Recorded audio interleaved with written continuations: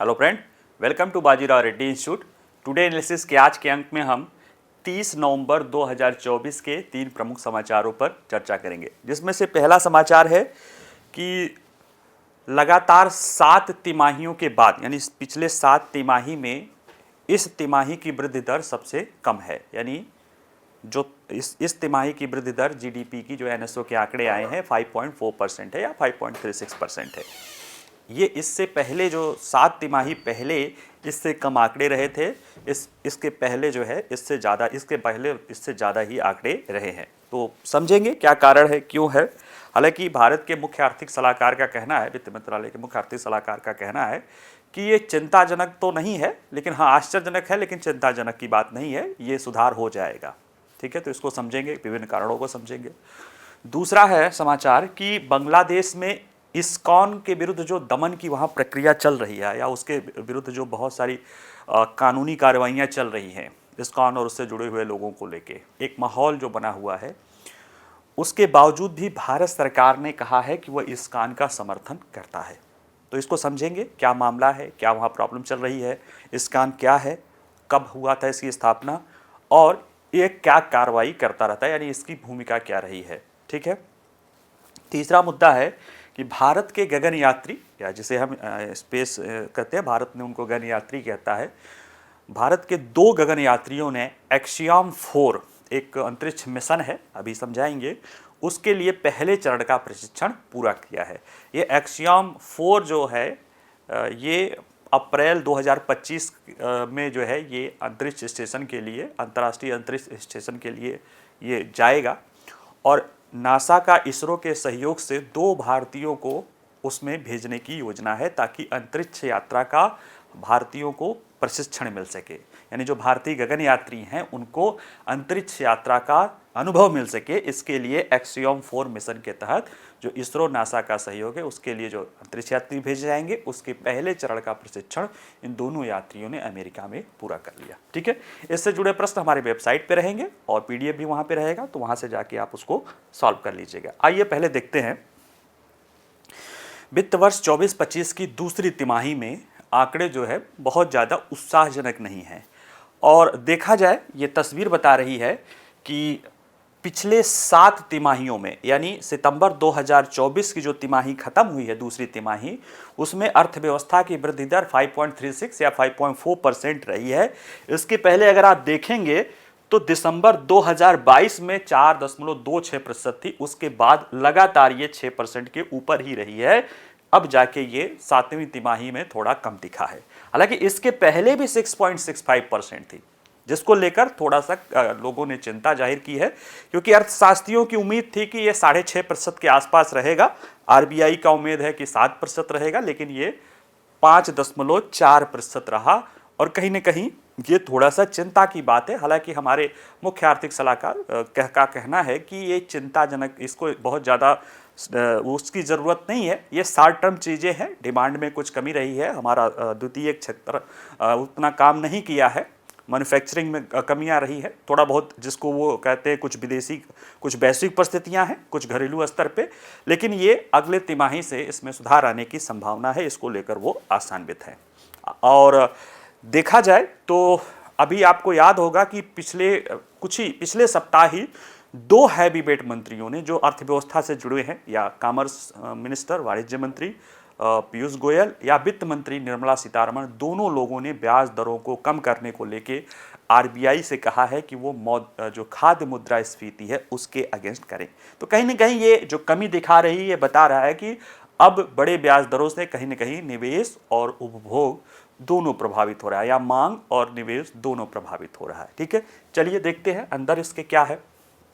तो देखिए चर्चा में क्या रहा है। तो देखिए राष्ट्रीय सांख्यिकी कार्यालय है, इसने 29 नवंबर को आंकड़े जारी किए हैं, किसके लिए, जुलाई और सितंबर की तिमाही, दूसरी तिमाही। भारत में वित्त वर्ष 1 अप्रैल से लेकर 31 मार्च तक चलता है, इसलिए इस जो चालू वित्त वर्ष है इसे वित्त वर्ष 24-25 कहा जाता है। तो अप्रैल से लेकर जून तक के आंकड़े पहली तिमाही, जून से लेकर सितंबर तक के आंकड़े दूसरी तिमाही, अक्टूबर से लेकर दिसंबर तक आंकड़े तीसरी तिमाही और जनवरी से लेकर मार्च तक के आंकड़े 4 तिमाहियों में हमारा पूरा वित्तीय वर्ष बटा रहता है। तो जो जून से लेकर सितंबर तक की है वो दूसरी तिमाही के आंकड़े हैं और इसमें यह देखा गया है कि भारत की जीडीपी वृद्धि दर आश्चर्यजनक रूप से 5.4% तक ही रह गई है और यह वित्त वर्ष 2022-23 की तीसरी तिमाही या ये कह सकते हो कि पिछले 7 तिमाहियों के बाद सबसे निचला स्तर है, यानी वो सबसे निचला था, इसके बाद लगातार ऊपर रही है और उसके बाद ये रहा है। हालांकि मैं आपको बताऊं जब 2022-23 की तीसरी तिमाही में वृद्धि दर 4 के आसपास रही थी तो उस समय के मतलब उस समय के क्या मतलब अभी भी जो रघुराम राजन जी है उनका कहना है कि भारत हिंदू ग्रोथ रेट की तरफ चला जा रहा है, लेकिन उसके बाद लगातार 6 तिमाहियों तक भारत बड़े अच्छे से विकास दर करता रहा। तो इसलिए इस तरह की बातें उठती रहती हैं, लेकिन अनुमान अभी है कि ये इसमें सुधार आएगा। मैं इसलिए वो बता दे रहा हूं कि उस समय मुझे याद है हिंदू ग्रोथ रेट मैंने ध्यान रखा था कि उन्होंने जब 4 पॉइंट के आसपास बढ़ा तो उसको कहा कि ये हिंदू ग्रोथ रेट की तरफ बढ़ रहा है। ठीक है, और देखा जाए तो ये आंकड़ा पिछले वर्ष की समान अवधि में इसी में मतलब पिछले साल की दूसरी तिमाही में 8.1% की ग्रोथ रेट से काफी कम है और इसके पहले की तिमाही यानी जो अप्रैल से लेकर जून की तिमाही है उसमें जो 6.7% की जो वृद्धि है उससे भी कम है। तो ये कुछ चिंता का विषय जरूर है। देखिए ये जो पूर्वानुमान है ये राइटर्स ऑफ ब्लूमबर्ग सर्वेक्षण में लोग अर्थशास्त्रियों ने कहा था कि 6.5% रहना चाहिए। आरबीआई ने कहा था 7% का अनुमान लगाना चाहिए। हालांकि हमारे इकोनॉमिक सर्वे में वित्त वर्ष 24-25 के लिए एक ब्रॉडर वे में 6.5 से 7% तक का जो है अनुमान लगाया गया है और आर्थिक सलाहकार का कहना है कि वो अब भी उसको लेकर उत्साहित हैं कि वो उसे पा लेगा। ठीक है, इस कम वृद्धि के कारण ब्याज दरों में कटौती की भी आवश्यकता महसूस की जाने लगी है, क्योंकि पिछले सप्ताह 2 वरिष्ठ मंत्रियों ने मांग की थी कि उच्च मुद्रास्फीति की चिंता जो है कहीं न कहीं विषय बनी हुई है, क्योंकि जो कंज्यूमर प्राइस इंडेक्स में हमारा खाद्य मुद्रास्फीति का बहुत बड़ा बल है और जिसके कारण मुद्रास्फीति ऊंचे होने के कारण जो ब्याज दर लगातार पिछले करीब आप मान लीजिए कि 2 सालों से लगातार ब्याज दर उच्च बना हुआ है, उसके कारण कहीं न कहीं अब डिमांड में भी और इन्वेस्टमेंट में भी खासतौर से निजी इन्वेस्टमेंट में कमी दिखाई देने लगी है और ये एक चिंता का विषय है। इसलिए सरकार चाहती है कि ब्याज दरों में कटौती की जाए, लेकिन खाद्य मुद्रास्फीति के कारण मुद्रास्फीति बढ़ी हुई है जो आरबीआई के ब्रैकेट से ऊपर चल रही है, खासतौर से अक्टूबर माह की। दूसरी तिमाही में जीडीपी का क्षेत्रीय प्रदर्शन देखें तो देखिए जीबीए का जो प्रदर्शन है, जैसे एग्रीकल्चर है, ये पिछले वर्ष के द्वितीय तिमाही में 1.7% से बढ़ा था। इसके पहले यानी पहली तिमाही में जो है ये बढ़ा है 2% से। इस तिमाही में या दूसरी तिमाही में ये 3.5% से बढ़ा है, यानी कि कहीं ना कहीं एग्रीकल्चर सेक्टर में बेहतर वृद्धि दिख रही है और ये आगे भी और दिखाई देगी, क्योंकि जो मानसून का डर था वो खत्म हो गया है और अक्टूबर, नवंबर, दिसंबर में ग्रामीण मांग की और वृद्धि की संभावना है। मैन्युफैक्चरिंग सेक्टर है, ये आप कह सकते हो कि ये सबसे ज्यादा इसको झटका लगा है। पिछले वर्ष इसी तिमाही में यह 14.3% से बढ़ा था। इसके पहले तिमाही में यानी अप्रैल से लेकर जून के बीच में यह 7% की दर से बढ़ा है और ये देखिए मात्र 2.2% की दर से बढ़ा है, यानी कहीं ना कहीं मैन्युफैक्चरिंग सेक्टर वो चिंता का विषय है। Electricity, gas, water supply, other utility service भी देखा जाए तो जहां पे इसके पिछले साल 10.5% से बढ़ा था, इसके पहले तिमाही में 10.4% से बढ़ा था, वह भी मात्र 3.3% से बढ़ा है। इसी तरह से इंडस्ट्री भी देख लीजिए, पिछले वर्ष इसी तिमाही में दूसरे तिमाही में 13.6% बढ़ा था, पिछले तिमाही में 8.3% बढ़ा है, ये 3.6% बढ़ा है। और यहां से यहां तक एक तरह से आप देखेंगे तो ये सेकेंडरी सेक्टर माना जाता है, यानी जो द्वितीयक कहते हैं ना, द्वितीयक क्षेत्र, ये और माइनिंग, एग्रीकल्चर प्लस माइनिंग जो होता है वो प्राइमरी सेक्टर है और सर्विस तो ये है ही है।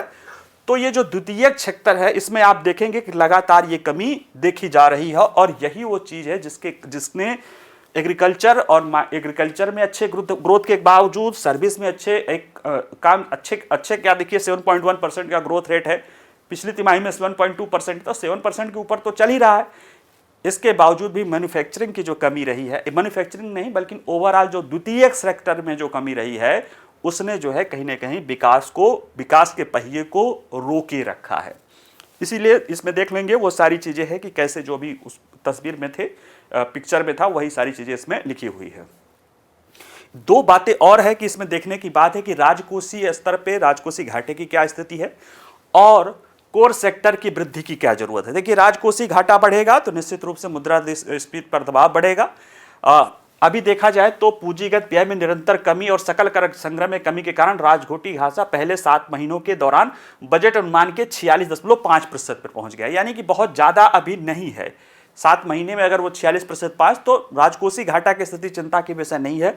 और 8 कोर सेक्टर के जो उद्योग होते हैं, कोर इंडस्ट्री जिन्हें बोला जाता है, उसमें भी अक्टूबर में 3.1% की वृद्धि देखी गई है पिछले महीने की अपेक्षा।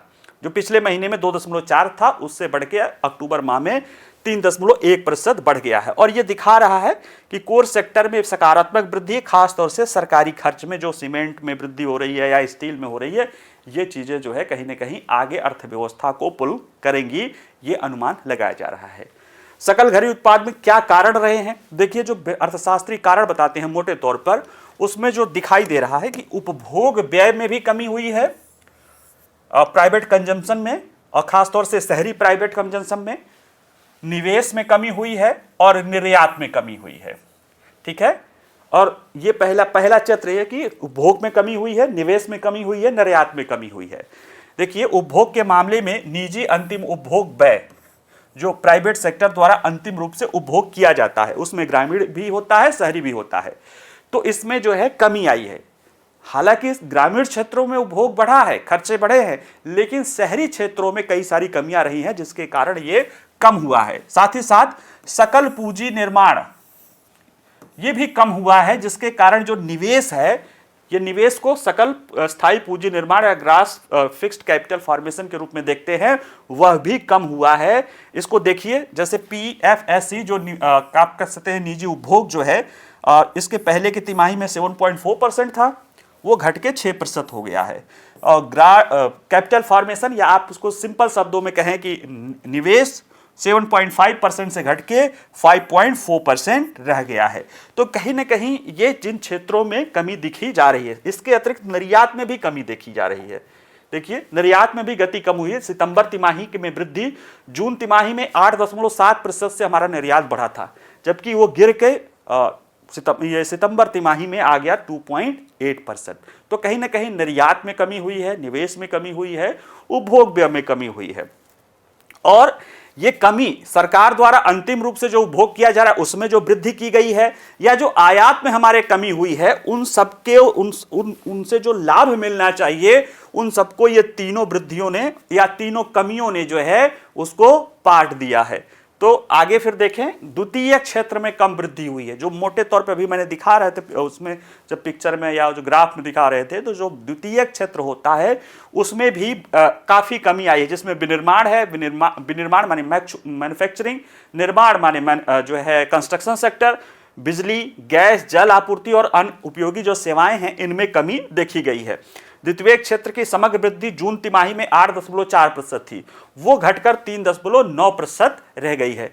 और अगर हम इसमें देखें सरकारी क्षेत्र का निवेश, यानी तृतीय क्षेत्र, सरकारी और निजी निवेश, प्राथमिक क्षेत्र कृषि खनन, इसमें जो वृद्धि मिली थी उसके बावजूद भी, यानी इन दोनों में वृद्धि हुई थी, लेकिन ये 3.9% ही बढ़ा। ऐसे में ये आके अपना 5.4% पे ही रह गया। मैन्युफैक्चरिंग सेक्टर में जून में 7% से गिरकर सितंबर में ये सितंबर की तिमाही में 2.2% हुआ, यानी मैन्युफैक्चरिंग में सबसे बड़ी कमी देखी जा रही है।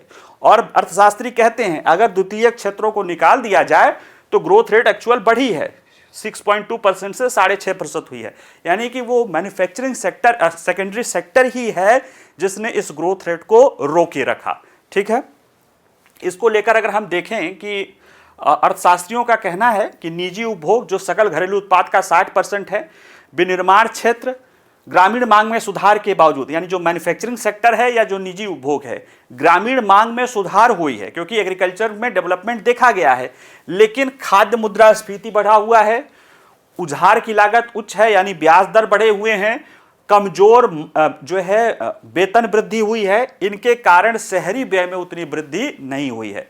तो ऐसे में ये पूरी तस्वीर बता रहा है कि मांग में जो कमी है वो इसलिए कम है क्योंकि शहरी क्षेत्र अच्छा परफॉर्म नहीं कर रहा है, क्योंकि वहाँ पे खाद्य मुद्रास्फीति बढ़ी हुई है, महंगाई, ब्याज दर ज़्यादा है, यानी उधार लेके जो निवेश करने की समस्या वो दिक्कत आ रही है, और मजदूरी दर में जो वृद्धि है वास्तविक मजदूरी में वो बहुत अच्छी नहीं बढ़ रही है, जिसके कारण शहरी व्यय जो है कम हुआ है और वो ग्रामीण व्यय के बावजूद भी स्थिति खराब बनी हुई है।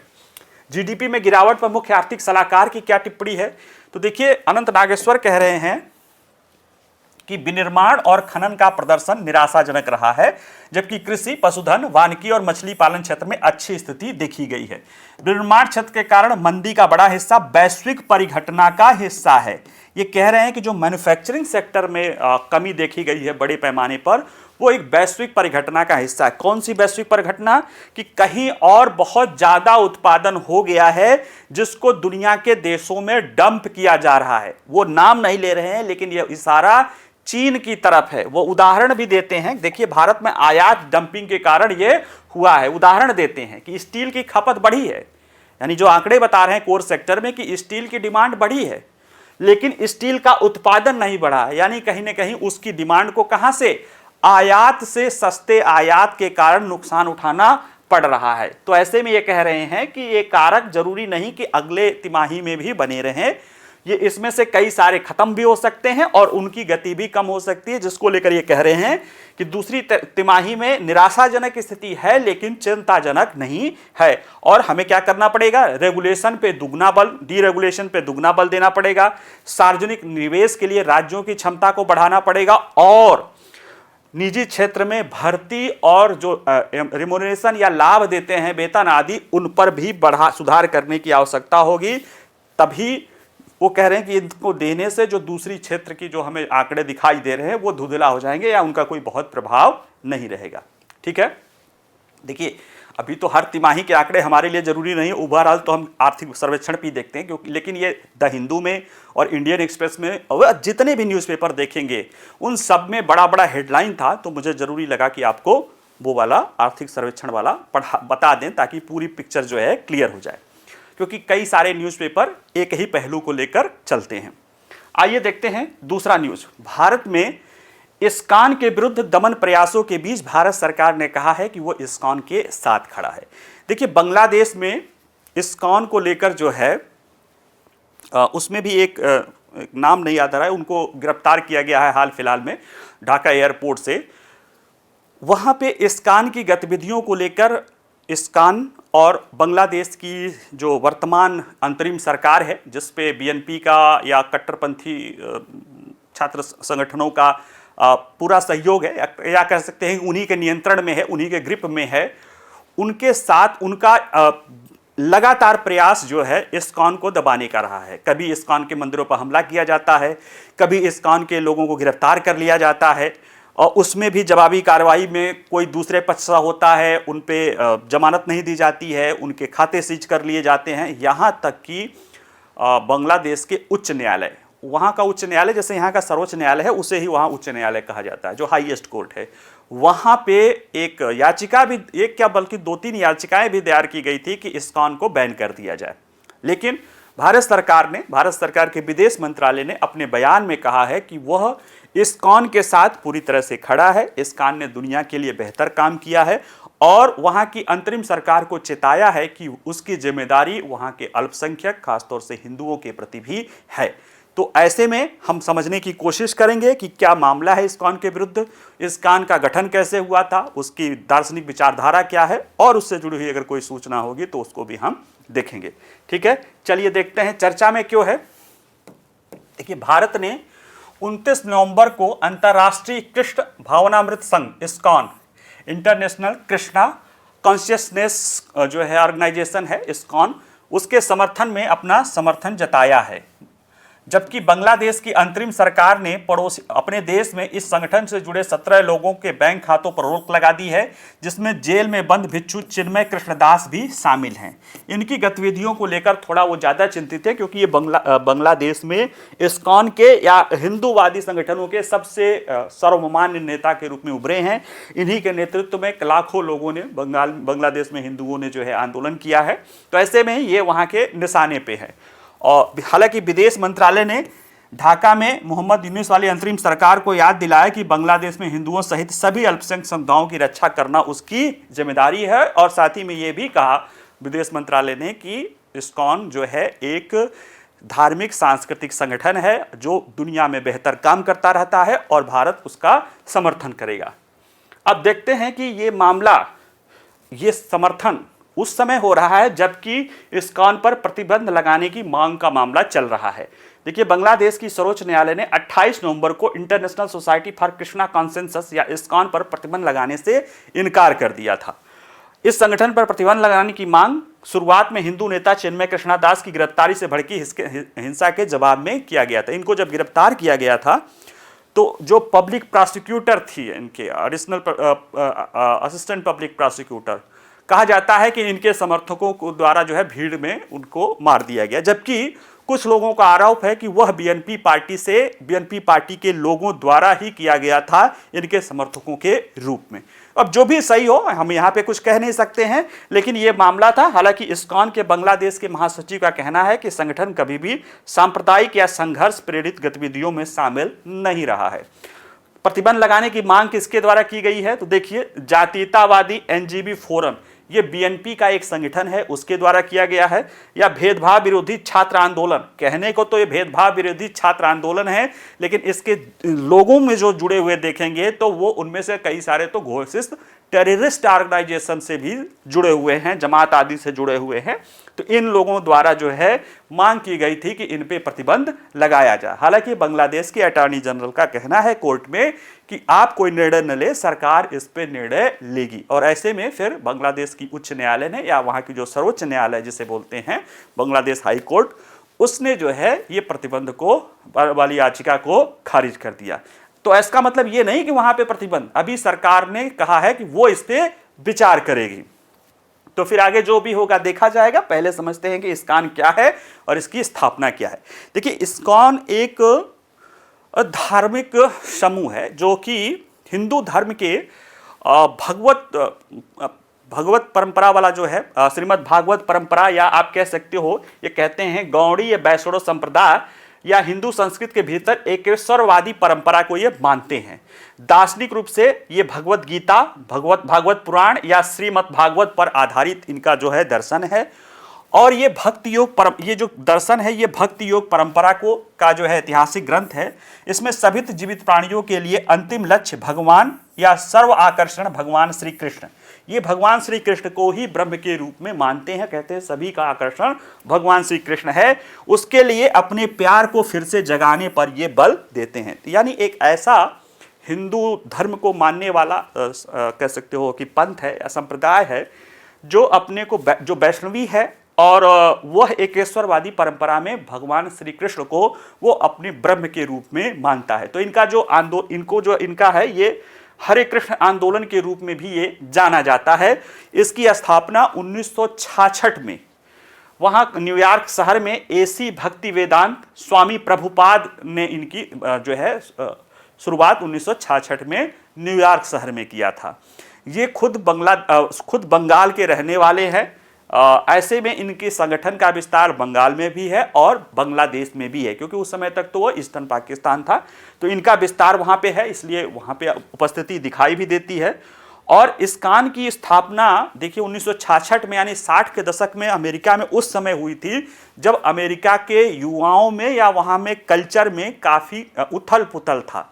क्योंकि वहाँ पे अमेरिका में प्रति संस्कृतिवाद या काउंटर कल्चरिज्म आ रहा था। सामाजिक मानदंडों की अस्वीकृति अपने चरम पे थी। वियतनाम युद्ध था जिसको लेकर वहाँ के युवाओं में सत्तापक्ष के प्रति क्षोभ था कि हम वियतनाम में क्यों युद्ध कर रहे हैं, वियतनाम से हमारा क्या लेना देना है। तो उस दौर में जब युवा परेशान था, उसको कोई रास्ता नहीं सूझ रहा था, और वह एक कह सकते हो ना कि शांति योग और ध्यान की तरफ बढ़ रहा था, उस समय जो है ये हरे कृष्ण आंदोलन के रूप में इस्कॉन का जो है जन्म होता है और बड़ी तेजी से इसके लोगों की इधर जो है लोगों की संख्या जुड़ती जाती है। गतिविधियों को देखें तो आज इस्कॉन में 80 से ज़्यादा देश में 650 से ज़्यादा मंदिर हैं। संगठन ये राहत कार्य भी करता है। इसका कहना है कि ये लंदन में कोरोना के समय 5500 लोगों को रोज भोजन खिलाता था।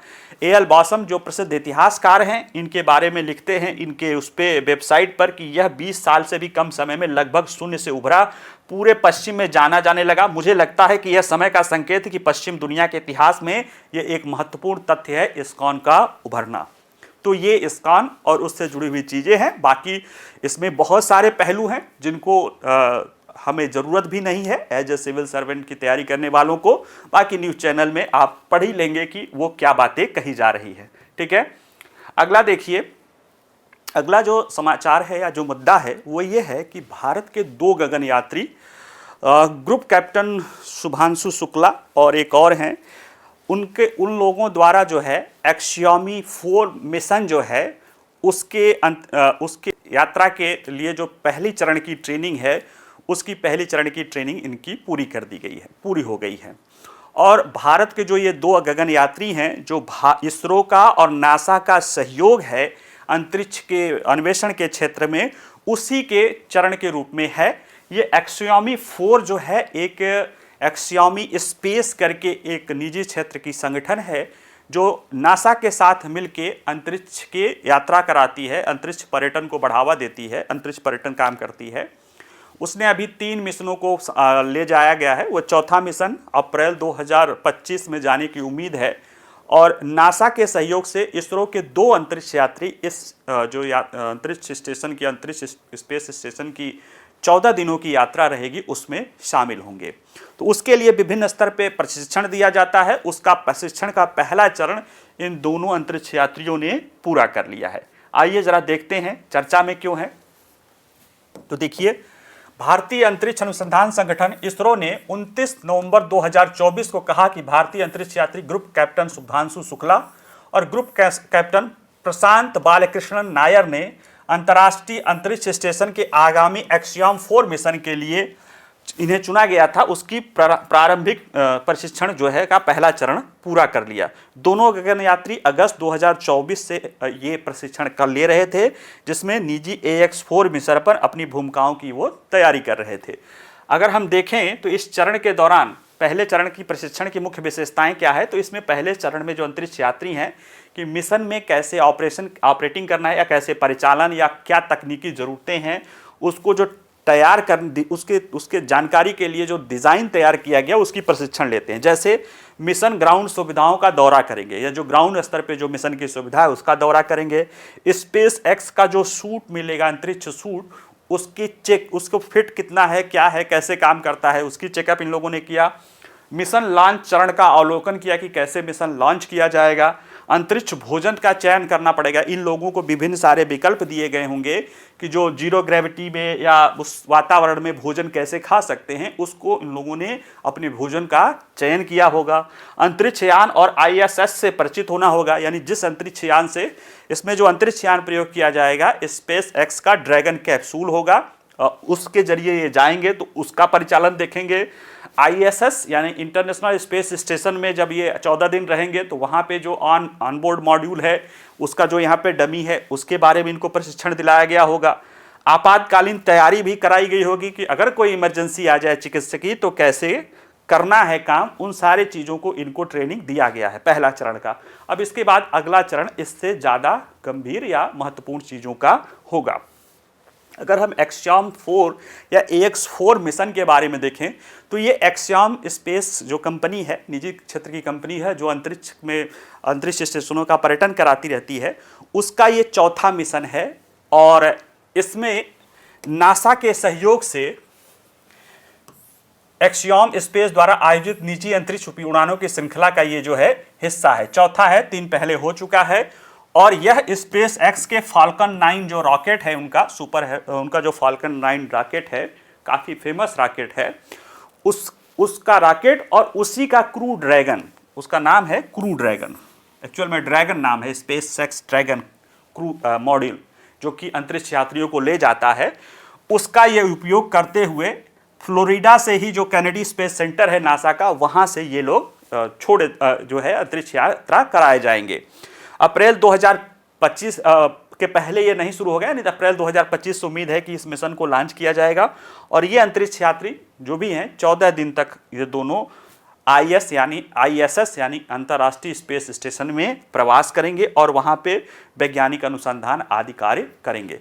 अब देखिए, एक्सयाम 4 के लिए इसरो का या इसरो के गगन यात्रियों का जाना कहीं ना कहीं ये दर्शाता है कि भारत अब वैश्विक अंतरिक्ष सहयोग में भारत महत्वपूर्ण भूमिका अदा कर रहा है और इसरो भी अब वैश्विक स्तर पर अंतर्राष्ट्रीय वैज्ञानिक अनुसंधान में एक मजबूत जो है मदद कर रही है और उसी के लिए मानव अंतरिक्ष उड़ान कार्यक्रम स्थापित करने की जो इसरो की योजना है गगनयान, उसकी जो है व्यापक जो महत्वाकांक्षा है उसी का ये अनुकरण कर रही है। तो हमें अपने गगनयान कराना है, अंतरिक्ष यात्रियों को अंतरिक्ष की सैर करानी है, उसके पहले जो लोग इसमें पारंगत हैं उनका सहयोग लेकर हम इस यात्रा को अपने अंजाम देना चाहते हैं। ठीक है, चलिए आज के लिए हमारा इतना ही रहेगा। इससे जुड़े हुए प्रश्न और PDF वेबसाइट पे रहेंगे, जहाँ से जाके आप ले सकते हैं, सॉल्व कर सकते हैं। बाकी कोई प्रश्न होगा तो आप कमेंट्स में पूछ सकते हैं। वीडियो पसंद आए तो लाइक करिए, शेयर करिए, बाकी पढ़ते रहिए। नमस्कार, धन्यवाद।